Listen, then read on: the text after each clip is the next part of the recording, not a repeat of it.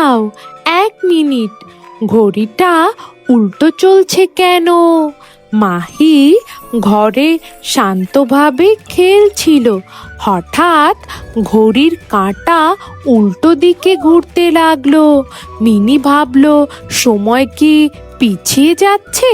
অদ্ভুত টিকটিক শব্দ বাড়তে লাগলো। চিকু কাছে গিয়ে উড়ে দেখলো।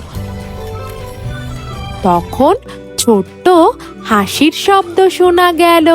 তারা ঘড়ি খুলে দেখলো ভেতরে একটা ছোট্ট সময় পোকা লুকিয়ে ছিল। সে ঘড়ির গিয়ার নিয়ে খেলছিল। লুলু তাকে বাইরে নিয়ে এলো। রহস্যের সমাধান হলো।